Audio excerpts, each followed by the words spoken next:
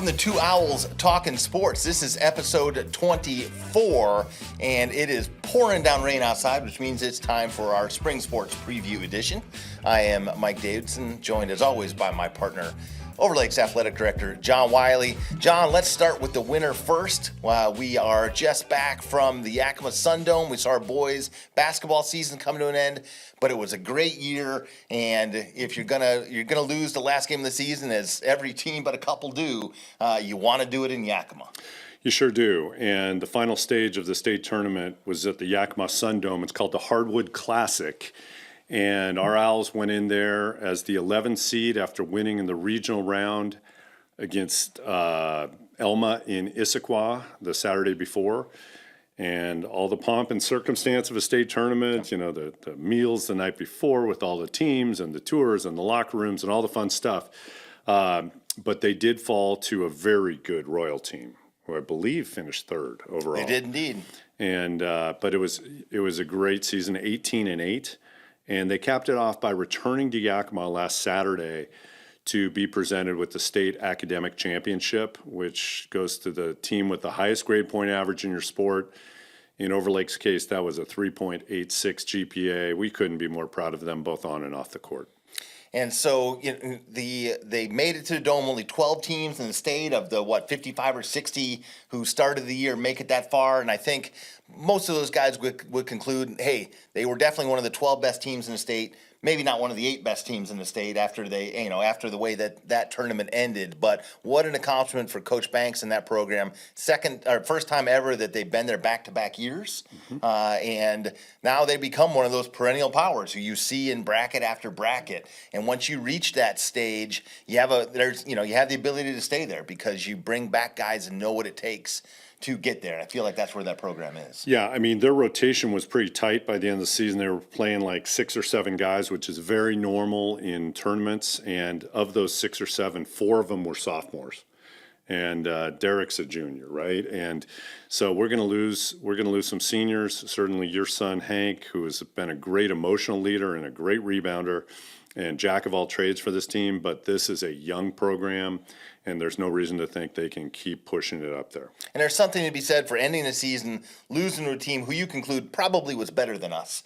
And I think that's what happened when they ran into, like you said, a really good club in Royal. It wasn't that somebody turned it over late and that's how it went down. You just came up against somebody who was deeper, older, more experienced. Bigger. Than you. Way bigger. Way bigger. You know, we've been fighting the altitude all year, right? We're not the biggest team in the world. We roll out a 6'1" center. But they're just very talented. Hats off to the Royal Knights. They're really good. So were the 2 teams in the championship. Yeah. That was Linden Christian and Zilla.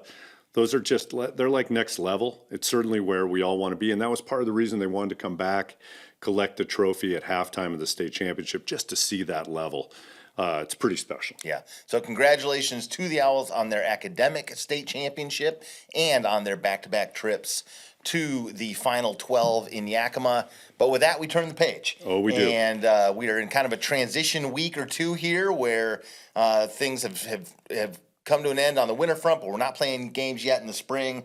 But that ends this week. We will see games for all of our spring squads, and those are teams who have had a lot of success, John, in the last couple of years. Yeah, it's really our wheelhouse as far as competitive teams. Our spring teams have done so well in the last few years. It's hard to meet those expectations year after year, but I think this is just another great opportunity for us to go really far in state tournaments and really have some memorable seasons. And so let's roll through some previews here. Sure. Let's start with our individual sports first. On the girls' side, tennis and golf, a perennial state powerhouse, certainly in Coach Loringer's tennis program. Jeff Loringer, if you add the individual championships and the team state championships, has won more than any coach in our school's history, and he's in his prime. And what that means is his girls tennis team has won the last 3 state championships.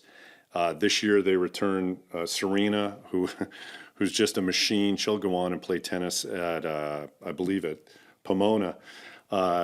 She's outstanding, and I think she's going to play doubles. She won the singles championship 2 years ago. She was off last year on recruiting. But this year she returns and wants to play doubles. I believe that's the plan. And she would play with Cy sometimes. Cy's been to the state tournament many times in doubles. She's a really good player. Also, Allie comes back. Allie has played for us in the past and is a really good player. She's headed off to play college tennis as well. If Cy and Serena play doubles, Allie probably plays number one singles. I'm not going to speak for Jeff, and he's known to mix it up a lot. Where he has really been dominant is building doubles teams, because when you go to a league match, you get to bring 2 singles entries and 3 doubles, and routinely our doubles teams just achieve, whether it's the number 1, number 2, or number 3 doubles team. His strategies really pay off. So I look forward to it. Just another really good season. So an embarrassment of riches there in tennis, and a lot of good players to choose from there. John, has there ever been a program that has kind of run the table in a sense of winning 4 state titles in 4 years? I was thinking that as being one player's career, 4 rings. Has that ever happened before? Never. And so they're on the doorstep here of some Truly great, historic. Yeah, absolutely. And golf, no slouch either. They bring back their own embarrassment of riches. Yes, girls golf has won 2 straight state championships. Kendria is the strongest golfer in the state, certainly at this level. She has won the last 2 individual state championships. She's a machine. She's gonna go on and play college golf, but she's only a junior. But she's gonna have another great season, and she's a terrific leader. Sometimes golfers and some tennis players at this level choose not to play for their high school because, they can go play all the competitive tournaments throughout the nation, as Kendria has. And we were just talking about Serena, that kind of stuff. But Kendria has never wavered, wanting to be just a tremendous leader in golf. And so she does it, and she does it with a smile on her face, and she's a great teammate. And she's got some teammates that are really good golfers. And we have another freshman that's going to contribute. So look out for our girls golf program. And staying on the girls side, Girls Ultimate also back in action here this spring. Give us a sense about what to expect from that squad. Sure. Girls Ultimate, who I think the last couple of years has really, Ben and Ash are the coaches, and they're fantastic. They also coach our boys side in the fall. They have built this program, and they built it with a bunch of freshmen a couple of years ago, and they've been building it and building it. And this year, the sad news about the spring is we won't have a girls lacrosse program on the field this year. We just didn't have the numbers. It was close, but we couldn't get it. Some of those really top flight lacrosse players are now playing Ultimate. So, for example, Aisha, right, who is a great basketball player as well. Aisha is already standing out in Ultimate and is a great teammate addition there as well. So you're going to see, I think we're up to around 18, which is a big number for us, and I think you're going to see the results on the field. Yeah, so always tragic when a program's not able to go, right? And you don't have the numbers for it. But Overlake as a smaller 1A school tries to run a lot of different teams out there, and so lacrosse's loss is Ultimate's gain a little bit there as they look to move forward.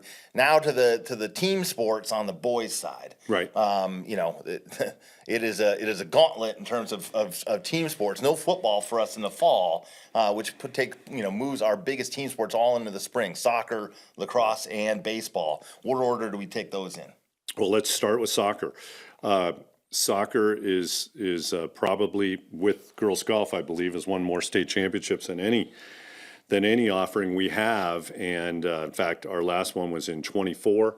Last year, 25, we were really loaded, and we got upset in the state tournament. So that was a tough one to get over. But Scott Lane has built this, right? He's got a couple state championships already since 18 when he took over as the head coach, and he lost a lot of seniors last year. And so for this year, we're suddenly really young but super talented. One of the best freshman classes we've ever seen. And we're going to have guys step right in into major roles, and that's exciting in its own right, right? So, but there's still some guys back that whether it's Devin or whether it's Sebastian or Eddie, we got guys who can play, and they're not gonna be down. They're just gonna pick it up. And Yeah, I think they always make that tournament bracket. you'll see the leadership. They've got a wealth of keepers. They got 3 guys in this program who have got a lot of varsity experience. So it's a competitive program. We got a JV involved. Just making this varsity is hard to do. And I think you got to remember, with a young team, you might not see the fruits of this until the second half of the season, right? There's going to be some learning. And Scott is phenomenal at teaching younger players what it means to make that transition from club to high school and the expectations that come with it that are very different sometimes than what a club program asks of you. And so it makes you a better teammate, makes you a better person.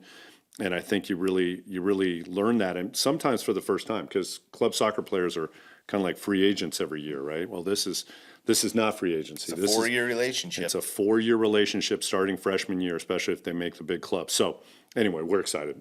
And then boys lacrosse is underway. Coach Umberger's squad, always super competitive, and they bring back their own talent for sure. Yeah, they've made a few state tournaments in a row here, and they bring back the leading goal scorer in the state last year in Pierce Pape.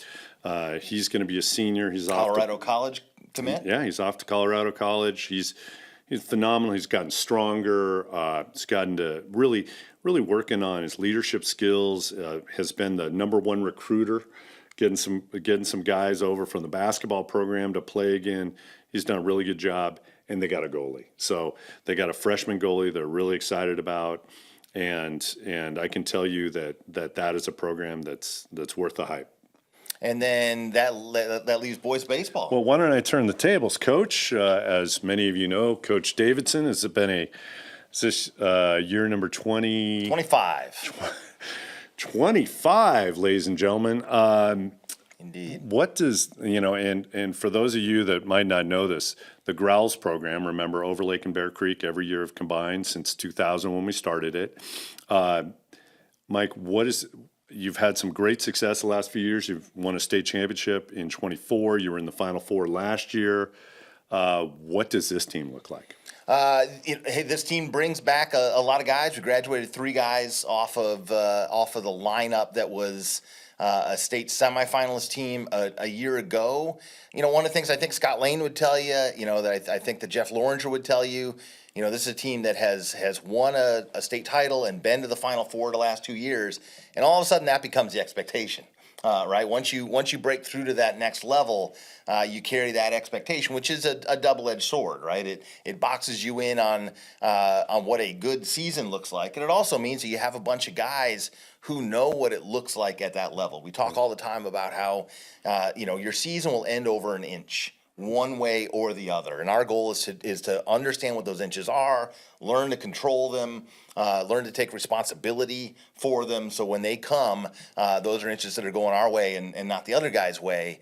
And we've got a lot of guys who have seen that in practice now. They know what it looks like at that level, and we schedule accordingly, right? We try and schedule only teams that have a chance to beat us, right? Which means you're going to take some losses, right, throughout the year to some bigger schools or something like that. But you always want to have somebody, a team that's going to punish you for your mistakes. That's the only way you're going to learn. And you and I both know playoff baseball has a lot to do with pitching depth, and I was really psyched to hear from you the other day about how happy you are with your depth, because that was a question. Yeah, and it starts with Brendan Winkler, who's an Army commit as a junior. He moves into the #1 role. Max Bieber, who was so good for so long for this program, has moved on and graduated. So Brendan Winkler slides into that role, which is a new kind of weight on him, but he's ready for it. Daniel Weintraub, who is one of the great two-way players, I think, in the state, really showed in that state tournament what he was capable of on the mound. And then some guys that are ready to take the next step. Sulatan, Alex Haas, Drew Nair, Joe Costed, guys who have had ability, but just not necessarily the opportunity sometimes, right? When you've got guys that are sitting there in front of them, they're ready for their moment in prime time. Sounds great. I'm psyched. And so, that's a lot of teams starting out. If I was a fan looking for one hot ticket this week, John, what would it be? Well, hot ticket, being an opener, you might want to bring some Gore-Tex, but Friday, we renew an old rivalry on the pitch. So it's boys soccer Friday at home, 5 o'clock against state champion University Prep Pumas. That's not a bad opener. They graduated some guys too, so this should be an interesting opener. But it's going to be wet. It's going to probably be windy. Who knows? But we're going to be out there, and it's going to have a lot to say about playoff seeding when that day comes. So a cold and wet hot ticket this week, 5 o'clock on Friday, Overlake Field number 1, home pitch, as you get to see that soccer team. That would be a big win for them if they can pull that one off on opening day. So we'll stay tuned for that. We'll bring you the results of that contest, as well as hopefully some interviews with some of these spring sports stars as their seasons get underway. Until then, thanks for joining us on Two Owls Talking Sports. For my partner, John Wiley, I'm Mike Davidson.